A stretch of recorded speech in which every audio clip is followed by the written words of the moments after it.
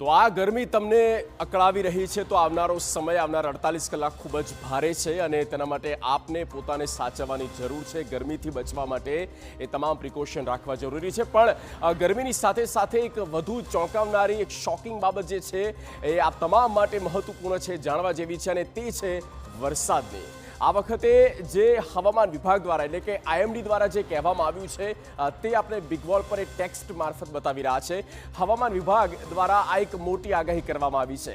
આ એજન્સી સરકારી એજન્સી અને તેમના દ્વારા કહેવામાં આવ્યું કે ચોમાસું સામાન્ય કરતાં નબળું રહેવાની શક્યતા છે। આ વખતે 2026 મોન્સૂન જે 100% નહીં પણ 92% રહેશે, 8%ની ઘટ રહેવાની છે। 92% વરસાદની આગાહી આ વખતે આપવામાં આવી છે। ગઈ વખતે 100 કરતાં પણ ઉપર આપવામાં આવી હતી। જુઓ, આ વખતે 92%ની આગાહી આપવામાં આવી છે અને ગઈ વખતે 100% કરતાં વધારે વરસાદ ગુજરાતમાં થયો પણ હતો।